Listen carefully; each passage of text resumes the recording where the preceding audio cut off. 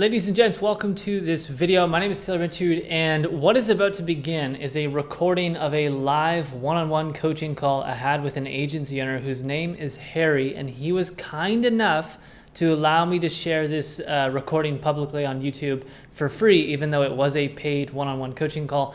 And really, it's an amazing call, and it gives you a lot of context on scaling from $1,000 to $2,000 to $3,000 per month to about $30,000 per month. Kind of like the plan and the obstacles and bottlenecks that you'll face. To give you a little bit of context, this is the second coaching call I had with Harry. The first call I had with him was about 2 months ago. He was at 0 MRR. Now, after that first call, he was able to sign a client and get to around $2,000 to $2,500 per month. And yeah, he's only got one client, but this call was centered on how he can scale up to having enough clients to get him to $30,000 per month as quickly as possible. So keep in mind the quality of the recording is not really ideal. This was a Zoom call. I wasn't planning to share this on YouTube. There seems to be some echo and little vibrations in the background of the audio, but nonetheless, it's free and extremely valuable in my opinion if you're starting an agency or you're beginning to start an agency. All right, much love, enjoy, and once again, please thank Harry in the comment section below. It'll also help boost the ranking of this video. Enjoy, much love, guys. Yo, Yo, Taylor. How we doing? Yeah, I'm good. Let me just sort out my video. There we go. You all right? It's beautiful to see your face. I know. I missed you. Haha. You've not been on YouTube that often either. What's that? You haven't been making that much YouTube videos recently. I mean, you've made a few. I've been extremely busy in the agency, and I mean, this week I got my wisdom teeth removed on Monday, so it's Sounds painful. a little bit swollen still, but I know, yeah, just been really busy. Difficult to balance everything, but yeah, it's been good.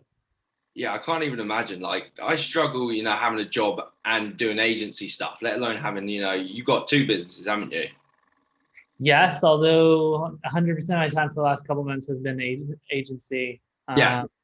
0 on agency and lighting. I mean, this consulting call with you is more just like you had a previous one, you loved it, so yeah, more or less fun for me, I guess you could say. Yeah. I mean, yeah, because obviously I'm getting results now, so it was quick as well. Like, that's crazy going from like, I paid like that call compared to what I earned from that call. It's just it blows my mind. It does. That's like, amazing. Like it's like the investors, like you would just always put your money. I suppose that's the thing of like coaching. Like if you get the right coach at the right time, you're gonna do well, aren't you? Like, where were you at before with the call, and what was that call centered on? It was centered on sales, marketing and sales, right? But where were you at before and where are you at now? So before I had 0 clients, and that call you were just like, look, you just got to send out a load of looms, track them, and that's exactly what I did. I didn't actually send out 250. I sent out less, and I got a client from that, which pays right now today 1,800 plus 6% return on ad spend. And yeah, and I've made for his brand this month alone made like 22,000. So I'm billing him on the 19th. So I'm excited about that invoice. And I had a returning client who came back. He paid me 1,200 and we didn't carry on. He's just a bit weird. Like, we didn't carry on. And then I had another guy who signed with me. We signed the contract. He again was an old client. And I was in his ad account. I was like, yeah, he didn't pay anything. So I wanted to check his ad account and stuff, but he did sign the contract and he was an old client. And yeah, I was just like, I don't think I'll be able to help you here. Like, there is clients that you get sometimes, you just like, I don't think I'll be able to help you. So I didn't charge him. But that would have been another 1,500 plus 10%. But unfortunately, it didn't work out. But yeah, I'm kind of getting to know the whole loom thing. It's working well. I get a lot of responses and emails, and even if people don't want it, they're like, "Thank you for this video. It's been great."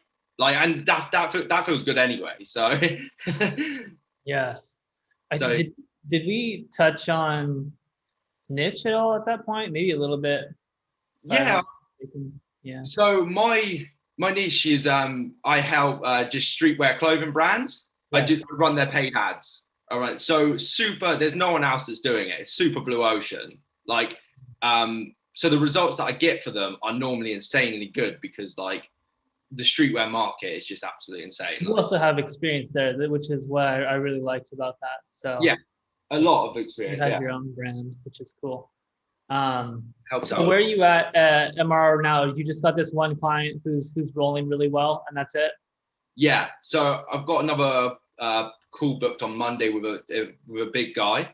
I was actually going to talk to you about that because it's a little bit to do with the sales process because he's kind of almost closed himself over messaging because he wants someone to run the ads. He knows we're in the streetwear, and I've never talked to him on the phone. I'm talking to him on the phone on Monday.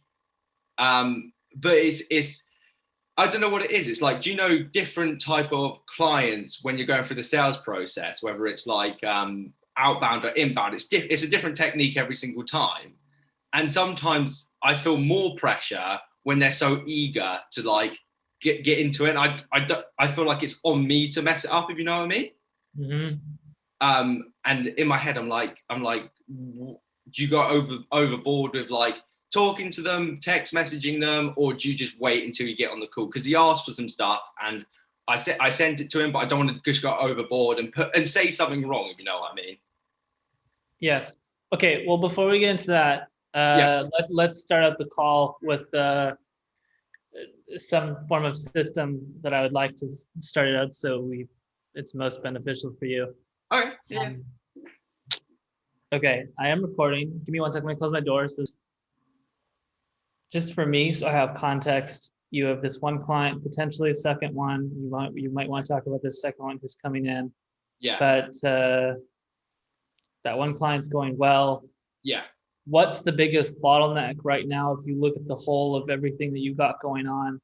Considering I don't think it's niche. Mm. There's marketing, sales, operations, HR, finance. I doubt it's HR or finance.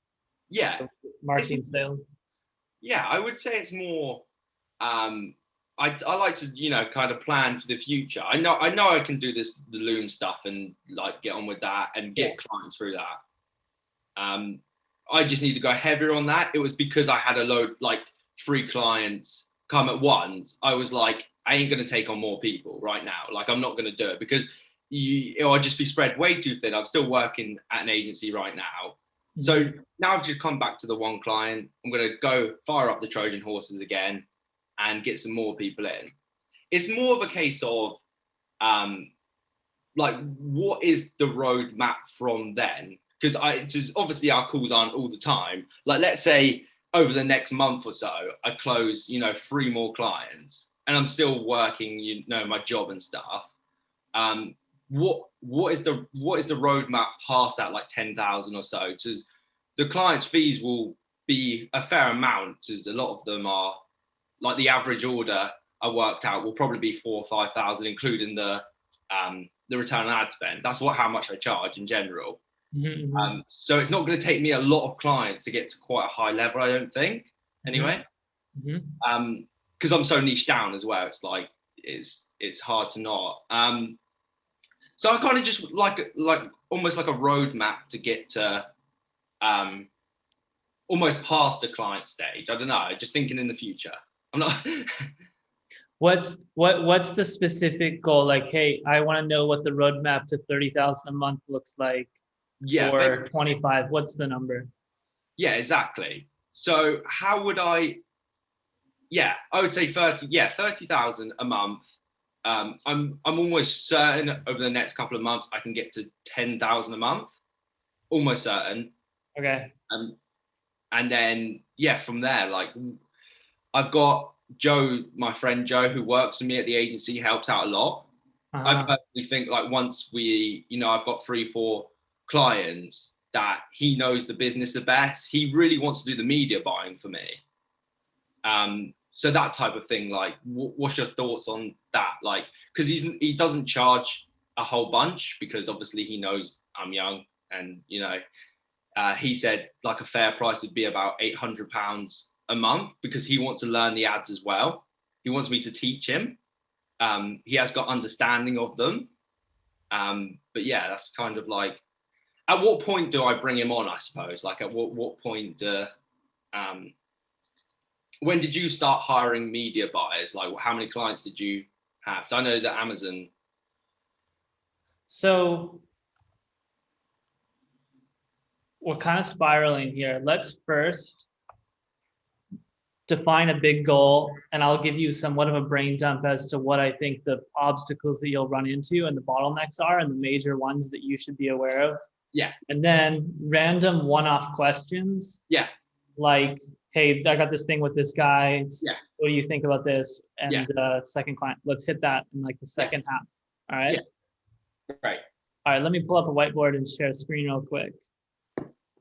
That's I know that it's easy for these calls to spiral. Yeah, I know. I can see. I can see you're like, you want to give the value. You're like, yes, we've got to figure out the ideal structure for giving the value. Yeah, I know. So, where in the world did that go? There it is. Okay. So right now you're at, let's just say 3. Yeah, probably this month it'll probably be about 3,000 from from the client I've got now. Great. In terms of like the economics of what you're thinking, I know you said 4,000 to 5,000 is what your average ticket monthly is going to be, but let's just say it sticks at 3. Yeah, it's fine for the sake of this model. Yeah.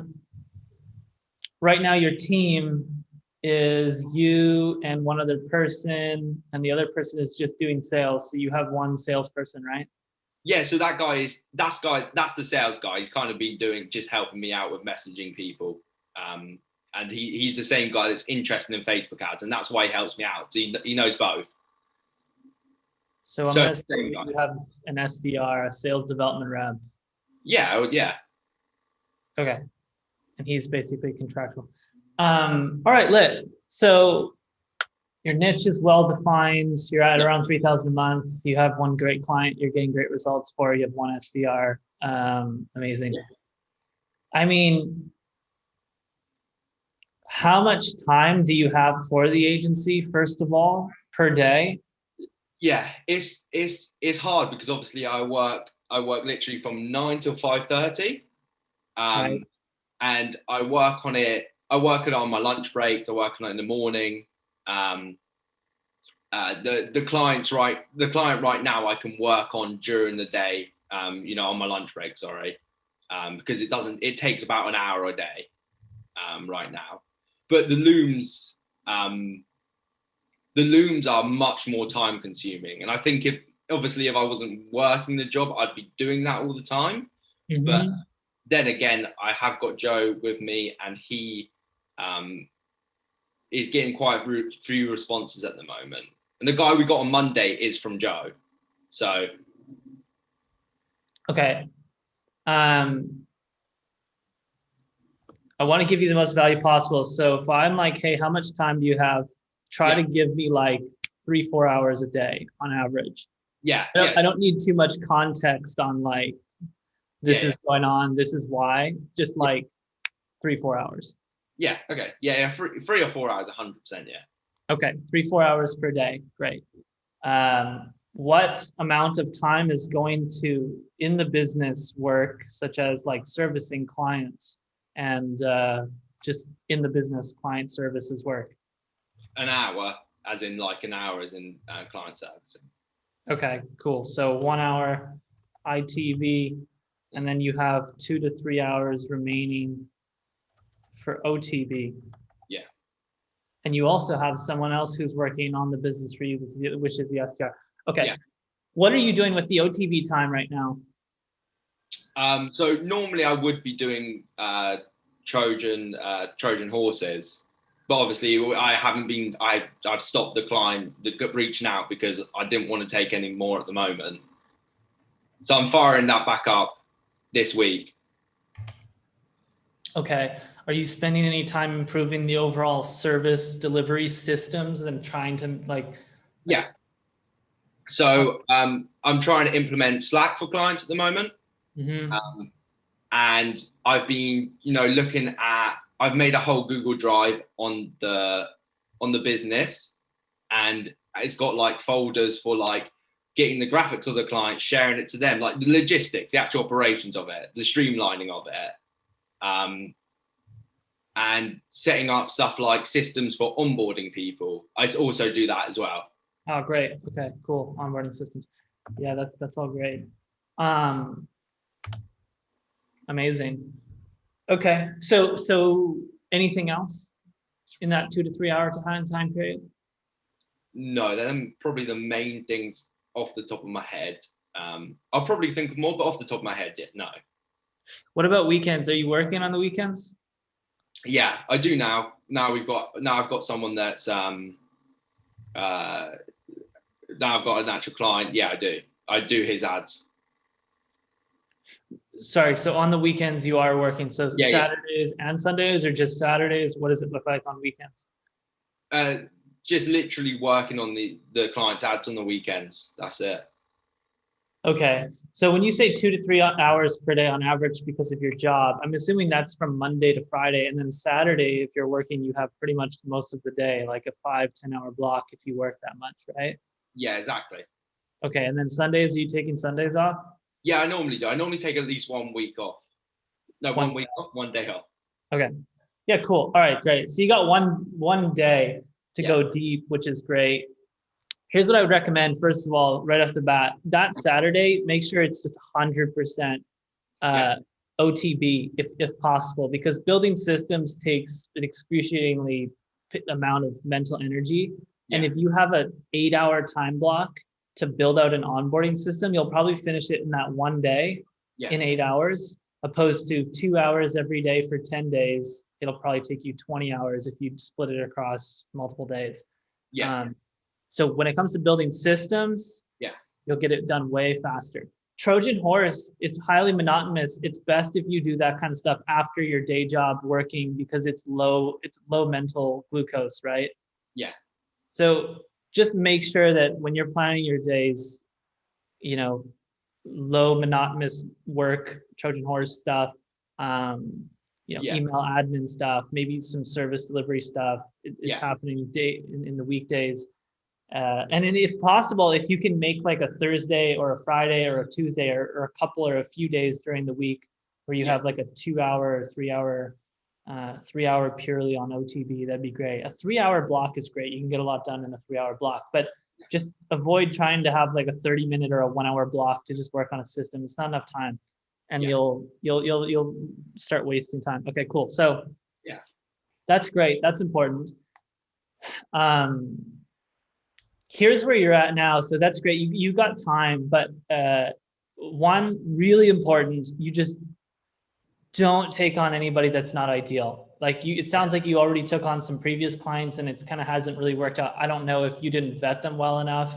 It doesn't matter. Like just anybody that's coming onto the team now or into the company as a client now needs to be really ideal. Yeah. And fortunately, you're in a great position. You have this job, so you're not in any hurry. Yeah. With that being said, if you just think about the math right now, right? If you have 3 to 4 hours per day and you're spending an hour per day in the business, if you sign 3 more clients, you will be royally fucked, likely. Yeah. Because now you're going to be stuck just doing ITB work and you're going to have no time for getting out of the weeds. Yeah. So you always need to keep a really good pulse on how much capacity do I have? Yeah. Like, what is you're the account executive in your agency right now. How many more clients can I take on? But you're also the business owner. So you need to balance and think, okay, if I can only take on 4 clients, I don't want to take on 4 because I need to have time to hire people, build systems, deal with chaos, deal with the fluctuations of client deliverable requests and all this stuff. Yeah. So what do you think your actual capacity is until like full capacity, assuming, you know, with your 3 to 4 hours per day and the weekends, you could maximum take on how many more clients? I would say at max 4 to 5. Okay, let's just be conservative and say 4. Yeah. And let's just say you're fucking mentally burning out at that point. Yeah. Yeah. Yeah. So now that we know that number, this is a really important number. Don't take on more than 2. Okay. And if you take on, so what I would do for you if I was you right now is I would aim to take on like 2 more clients. Yeah. While you're taking on these 2 clients, yeah, just whatever bottlenecks are happening internally, operationally, you can solve them. But as soon as you have those 2 clients, you're going to know if they're, because again, clients might leave you, right? So that might happen. And if someone leaves you, great. Well, you can sign another client, but don't go over the 3 clients and make sure they're 3 ideal clients. And if they're at $3,000 a month, you'll be making $9,000 a month. That was a conservative estimate. So maybe it's 10,000 or 11,000. Yeah. So now we'll get you to 10K and you'll have about three clients here. Yeah. And you'll also have room to take on 2 more, but you're not going to do it because you need that time for OTB. Yeah. So what are you going to do with that OTB time is really important because that's what's going to get you to 20. Okay. And what you're going to do is you need to hire somebody. You need to hire an account executive. That's the person who's going to manage the clients for you. Yeah. That's like your first most important thing. So you can get yourself to 10. Don't go further. You know your capacity. And then hire an account executive as soon as possible. It could be part-time. It could be full-time. Yep. For hiring an account executive, before you do that, I don't know if you want to write this down or something because I'm just really dumping it all on you and it's not really the best structure, but there will be a recording for you. Yeah, there's always a record. I normally get the recording, review it and just write stuff down from it. Okay, great. Before you hire anybody, you need to define the culture as best as you possibly can. It's not going to be perfect, so don't go into defining the culture thinking that like, oh, this is, needs to be perfect. No, it's okay. Yeah. Just try to get clear on the vision, try to get clear on the mission, try to get clear on the core values. Yeah.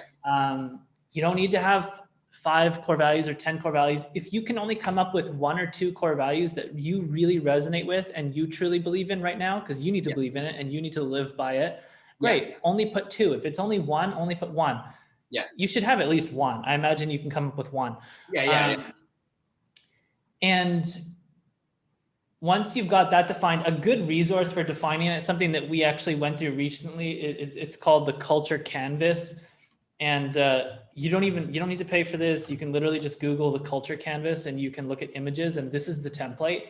And basically it kind of just gives you somewhat of a framework for you to work off of for building your culture. Yeah. And you can use this. This will help you, do it much faster. So purpose, why do we exist? Values, what do we believe in?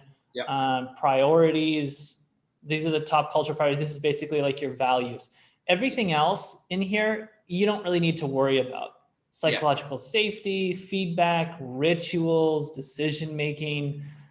You can just say you're highly autonomous because you're basically an infancy startup. Meetings, norms and rules, none of this really matters. You just need, before you hire someone, priorities, purpose, values, and this is basically vision, mission, core values. Cool. Behaviors, you don't even really need. You can just keep it super simple. Yeah. The rest of that stuff becomes more important when you have like 4 or 5 or 6 people. Yeah. So great. Just to recap on what we just said, sign 2 clients. Yeah. As you're signing those 2 clients, maybe you can work on the culture. Yeah. But if there's other urgent, immediate bottlenecks, you can do that and you can work on systematizing that. Yeah. Then hire someone once you've got those 2 clients signed, once you got those 3 clients. Now, here's what you also need to consider when you're going to hire someone. What is their salary going to be and how much cash do you have in the bank? Because now you got to think about runway because it's not just you. So this is where runway becomes an important variable for you. Yeah. I don't know how much this person is going to cost you. Yeah. And I don't think they're going to need to be full-time, although it would be great if you could hire them full-time right off the bat. What do you think it's going to cost you to hire somebody that would be a good media manager for you, like full time? So, it's good because obviously I've had my jobs. So it would probably be, if it's part time, it would be around 800. And I'm not sure if they would ask for a performance fee on top of that if it was part time. So, like, if let's say I'm charging 8% return on ad spend from the client, I'm not sure if they'll ask for like 2% return on ad spend or something like that. I'm not, because I've never hired someone, I'm not sure.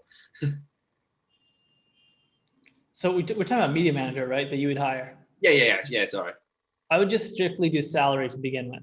Strictly salary, yeah. I would just start in the most basic, simple model. Yeah. Look, I did a bunch of incentive-based percentage of this and commission stuff in the beginning, and like, Didn't. because I just had no experience Yeah. seeing what would happen when we doubled our business, it caused lots of like issues. Fortunately, we were small enough to just get rid of it, and it didn't really matter. And Yeah. everybody was really understanding, because some people would have been making like $20,000 a month, and that Yeah. would have been ridiculous. Yeah. So just keep it simple. People aren't going to mind. It's common. It's the most common structure, Yeah. and you can build out incentives in the future if you want. Okay. Yeah, the talent that you're going to attract isn't going to change. You can Okay. find great talent on a strictly salary basis or salary plus commission. Right. Yeah. So what do you think strictly salary, what it would come to full time? Full time. Full time media manager. Probably 2,000 a month. We're talking pounds or USD? Pounds.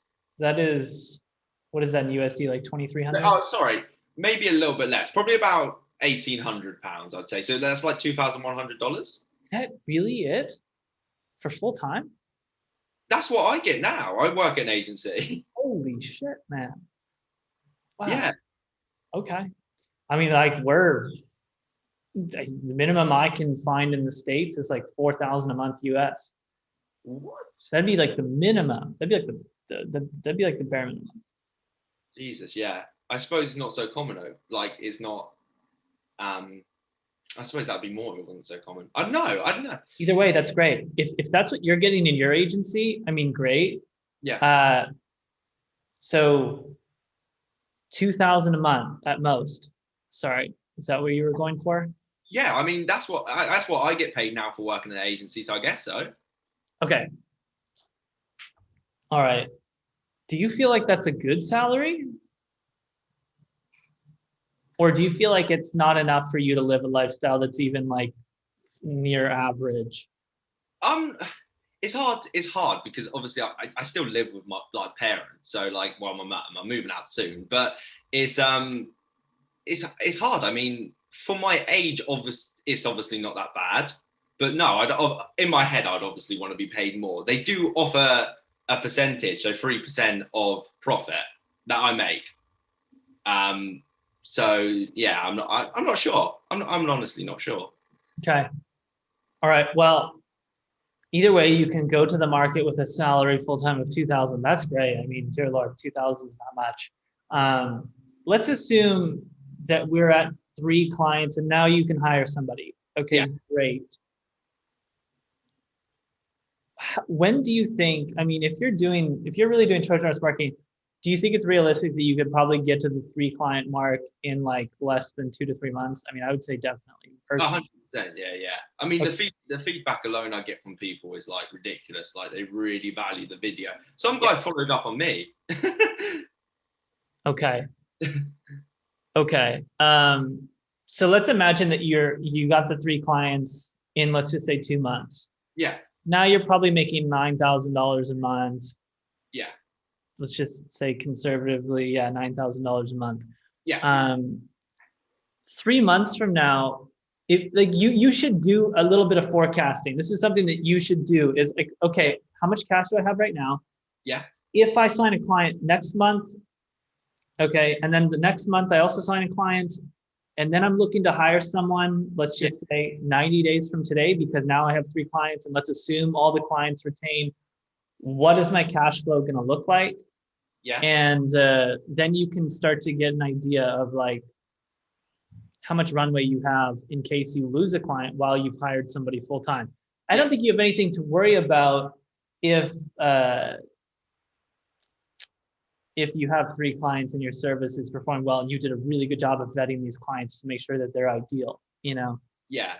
It does worry me, the sense of someone, if I hire someone and then they leave, it's just like the actual clients leave or something, because sometimes, but you're right, you just need to vet them more and know that they're not going to leave. Well, that's also why it's good to wait until you have a few clients. So you're not just one client, and if they leave, well, now you're burning runway. Yeah. Right? So you have 3 clients. It's unlikely that all 3 are going to drop in a month. Yeah. So I don't think you really need to do the modeling, actually, to be honest with you. You're still small enough to the point where once you have the 3rd client, then you can look at your cash flow and you can say, okay, great. I have $20,000 in the bank. If I hired someone, I still have my job. Yeah. I could train them. Yeah. If we lost all clients, I would have 10 months of runway. Yeah. Because it's 2,000 a month for that person, right? Yeah. So I think you should always shoot for at least, like, in the beginning, at least like 4 or 5 months of runway, because that'll give you extreme peace of mind. If you feel really confident in the Trojan horse marketing to get you at least a client every month or 2, if you're sending out looms a lot. Yeah. So can you see like how that's important to just understand, like, how on average, how often or how quickly can I get a client? 1-2 months. Yeah. How much cash do I have in the bank? 6 months of runway. I have nothing to worry about. Yeah. Okay. Yeah. That's I mean, that's how you're going to get to 20. And from there, it's kind of just copy paste. Yeah. To be honest with you, it's like, okay, now I have this account executive. You're probably gonna have to quit your job close to like 15 or 20,000 a month, because at that point, you just need to go all in on your agency. And that's a big jump to quit your job, because now you have like 8 to 10 hours a day if you want to work that much, maybe 12. So now it's like, holy shit, we have like, you just basically hired another person when you quit your job. Yeah. It's a big difference. And it's one of the best persons you can hire. It's you. Yeah. And so that'll be a monumental moment when you get to whatever, 10, 15, 20, when you're thinking of quitting the job, which is a monumental moment. Now you need to factor in yourself with the runway. Yeah. And so you need to also do those numbers. So runway is just an important variable. And those are kind of the variables that I think are good to look at for getting to 20,000. 30,000 is just a matter of hiring another account executive and scaling up your marketing systems, you know? Yeah. I agree. Yeah. Nice one. Yeah. All right. That's enough from me. What questions do you have? And is there any? I'm just trying to think. I did have a question. So when you were going from, 1 to 3 clients, it was probably a long time ago, wasn't it? I mean, or like 10 to 20,000, any pitfalls that you fell in? Because I'm just worried about like stuff like burnout, that type of thing, in terms of like, just a lot of agency owners just fall into that trap of burning out. But was there anything major that you were like, you did majorly wrong from 10 to 20,000 or 10 to? Yeah, dude, I went to like 25 by myself with a VA. It was terrible. Oh, yeah. That's why I'm like, dude, as soon as you have 3 clients, if you know whatever your capacity is, once you're close to half, and if that MRR equates to an amount that is, like 10,000 or 20,000 relative to hiring somebody, if the hiring salary is very minimal relative to what you're bringing in, then that's when it makes sense. And I should have done that when I hit like 10, because I was at a similar 3,000 to 2,500 per month as you. Yeah. So my numbers were very much the same as yours. Yeah. And I just didn't, because I was like young. I didn't know what I was doing. I had again, I learned from Sam Evans, and he wasn't teaching you how to scale an agency. He was teaching you how to get to like 20,000 a month. So then you could launch a course, and that sucked because I went through a lot of pain. Yeah. As long as you monitor your capacity and you hire at the right time and you hire the right person, it's going to be an amazing time, and you're going to have so much fun, and you're not going to burn out. Yeah. So when you're looking for people to hire, what's the main thing you look in them to? What does your process look like in that? Well, first you need to make sure they're a good culture fit. Like, do you vibe with this person? Yeah, Second, you should get your CoBA done and your Clifton Strengths done, yeah, and you should make sure this person's the opposite of you. If you're get your visionary integrator test done by have you done that test? yeah. Visionary. All right, you need an integrator. Yeah, Hire your opposite and make sure that they take that test, and they have to be a high integrator, because that's what will be most beneficial for you. So that way you have a builder now who can deal with a lot of the operations, and you can just like give the ideas to. You also yeah, need to vibe with the person. Like, you really enjoy the person, like you would hang out with them outside of work, yeah. you know? So culture fit, vibe fit, Like, that comes first, in my opinion. Or sorry, the personality stuff comes first. yeah, Is that if I vibe with them, but they're a visionary, it's not going to work, yeah, because I'm already a visionary. You yeah, know, so that check first. So that's a good pre-qualification, because it's like you don't even need to waste their time really. You can just vet them, or a recruiter can vet them, and then you can have them take that test. yeah, That test is free. It takes like 10 minutes. I wouldn't get them to take the Clifton Strengths or the CoBA. Just get them to do the visionary integrator first. yeah, Then do the quick first interview, check them on culture fit, check them on vibes. yeah, And then it comes into just, the classic interviewing for their skill set, which is yeah, media buying. yeah. And that's pretty much something you can do, I'm assuming. Yeah, yeah, 100%. I can tell when someone's knows what they're talking about, like in terms of ad buying. Yeah, sick, nice. Mm-hmm. Mm-hmm, mm-hmm, mm-hmm. Trying to think what else. And I assume 30 long shot, but 30 to 100,000 a month. That's like a whole different ball game. It's more about teams and like culture and operations and that type of thing. For you, it might be different. I don't know how big your niche is. Yeah, You might have to expand your niche. You might have to open it up a little bit. yeah, I don't know. But assuming that your niche is big enough to support scale to like 1, 2, 3, 400,000, which I think it would be, your niche is really specific, which is cool. And it allows you to gain traction really quickly, but you might need to open it up a lot quicker than most people.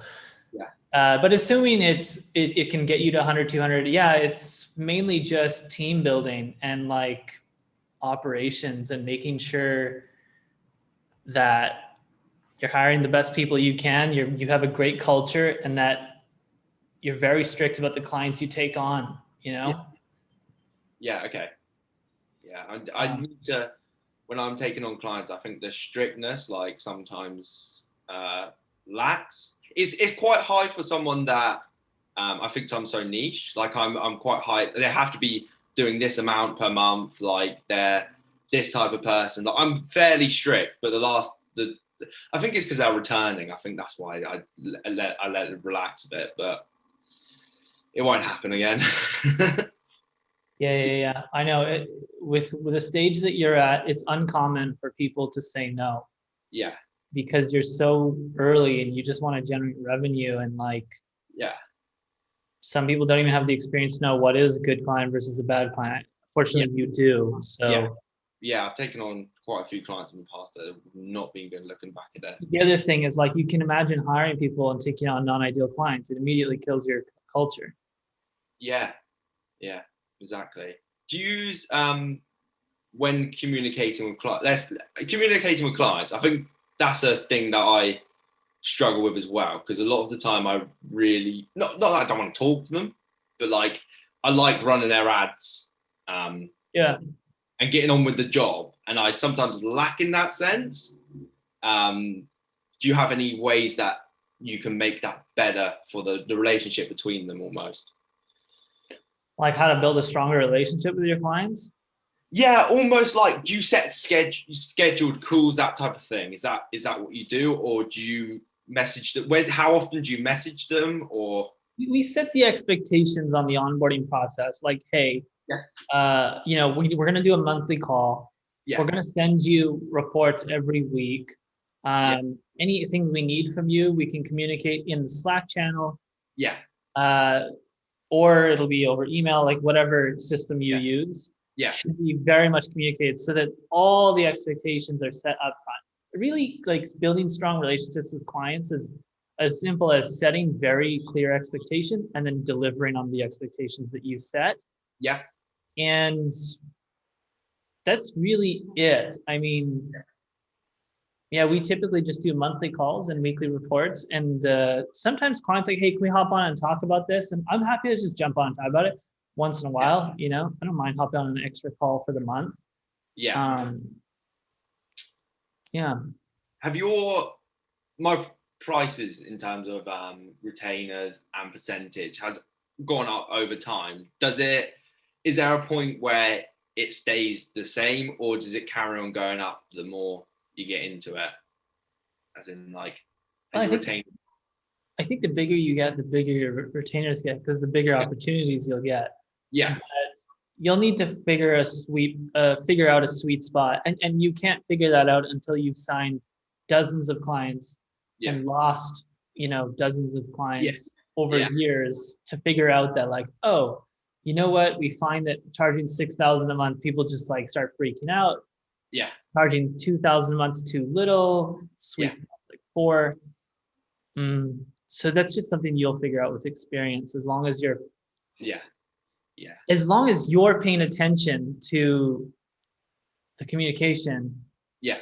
or someone on your team is like has a high enough EQ to like sense, you know, like Yeah. when a price is too high.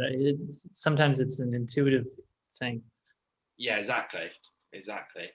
In terms of Trojan horses, if someone watches your video, does you get the notification on Loom? How do you follow up without being super pushy? Hey, did you get a chance to check out the video I sent you? Yeah. If they don't reply to that? I might just leave it forever and not say anything else. Okay. But if it's like a really perfect client and you really want them, would you follow up again or not? If I have something of value that's new, Yeah. yes. But I Okay. won't. I don't think it's good to keep annoying them about the same video that you sent them, especially if you know that they watched it. Yeah. If you know they watched it,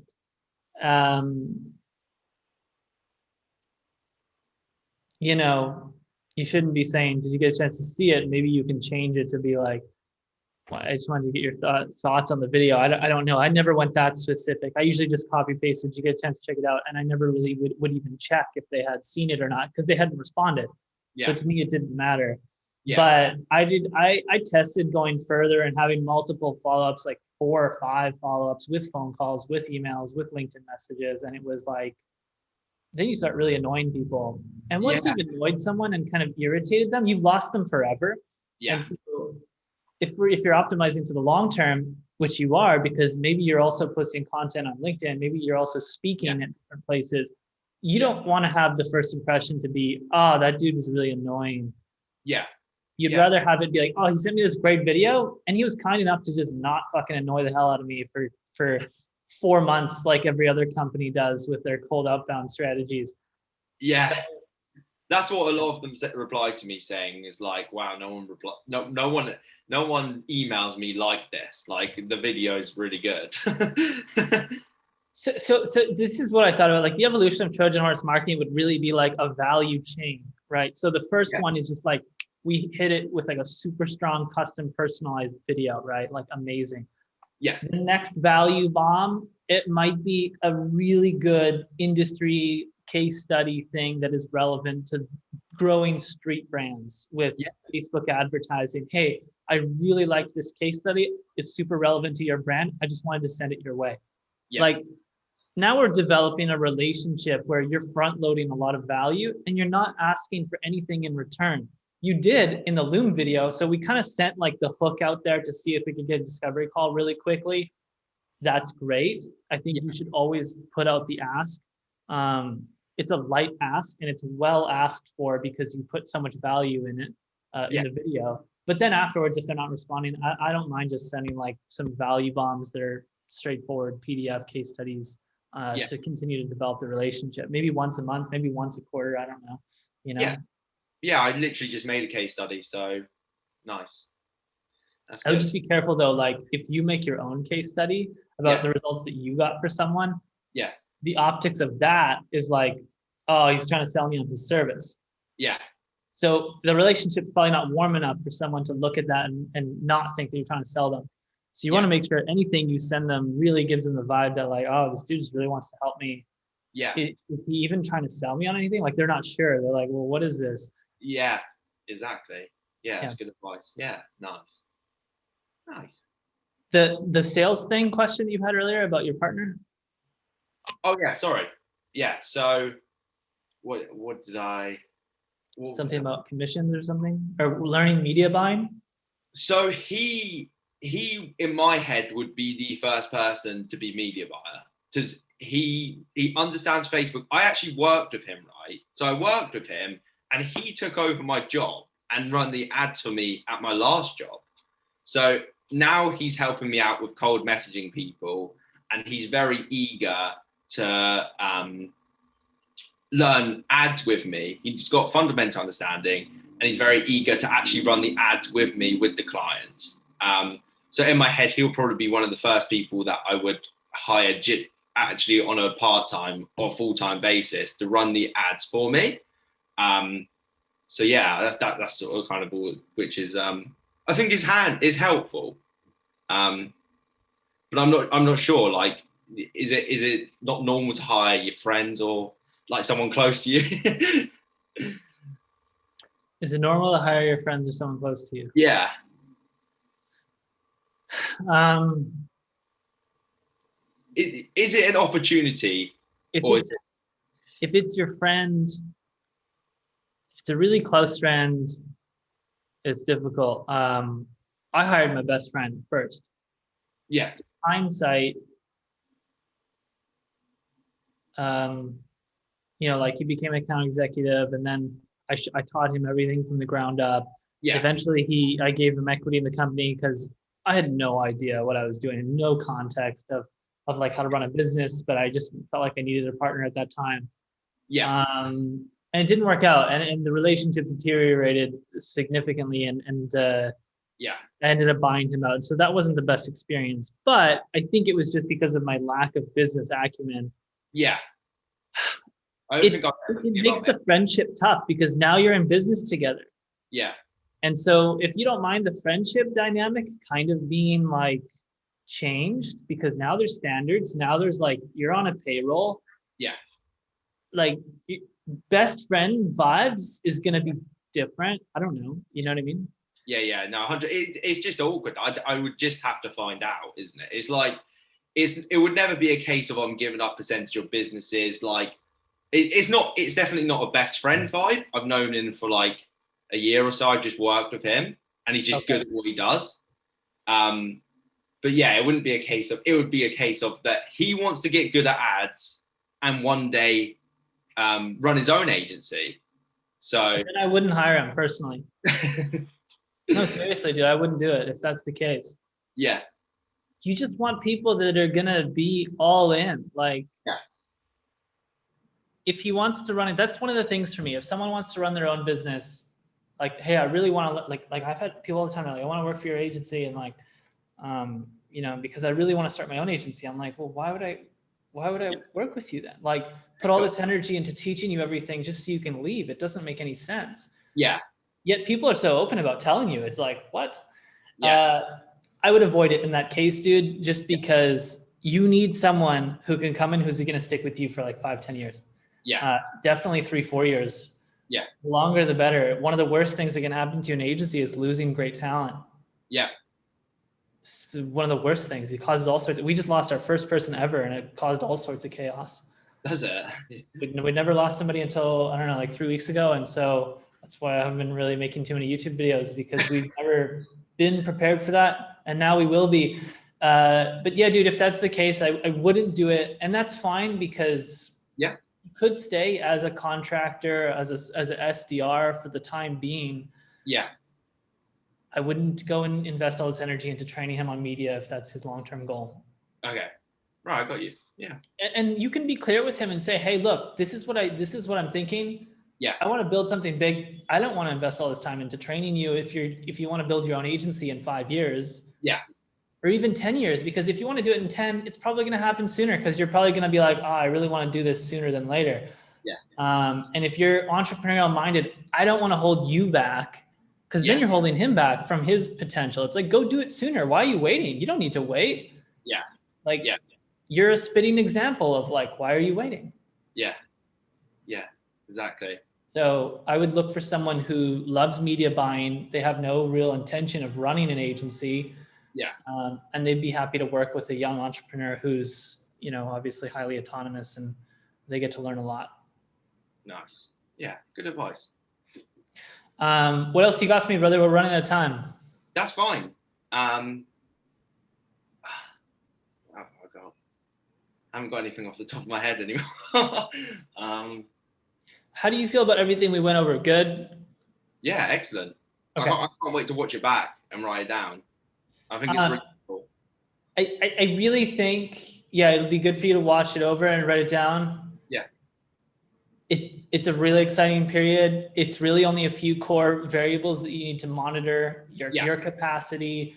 Yeah. You know, if you sign one more client and you realize it's a lot of chaos, obviously adjust your forecast and say, okay, 2 clients is my maximum.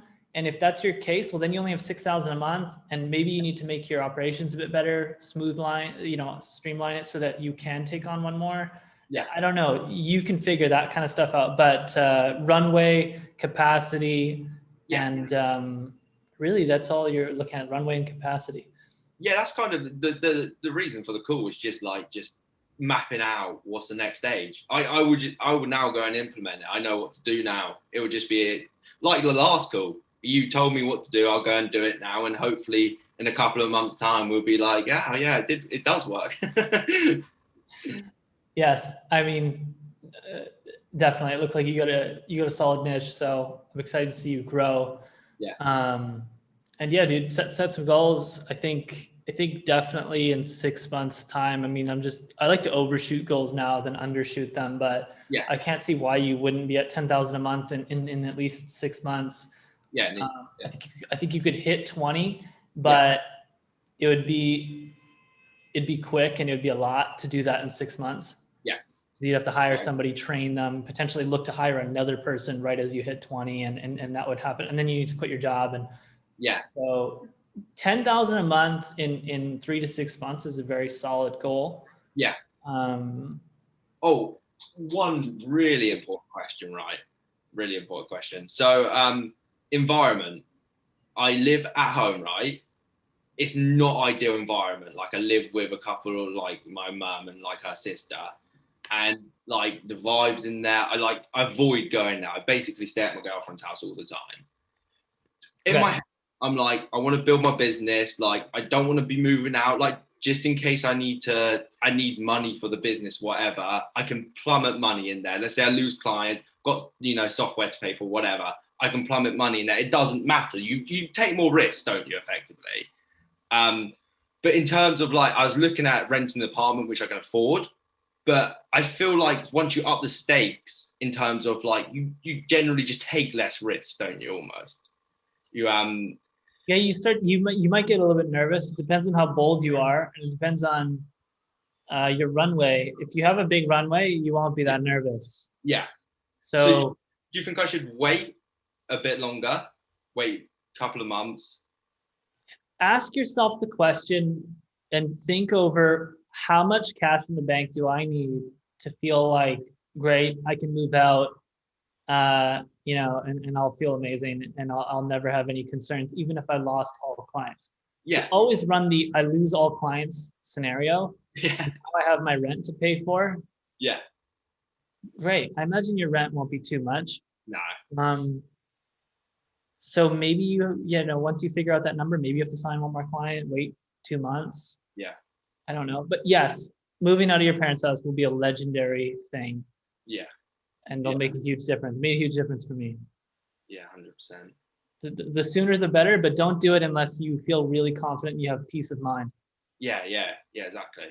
I think a lot of people over jump and they do it too quickly. Yeah, that's what I don't want to do. Yes.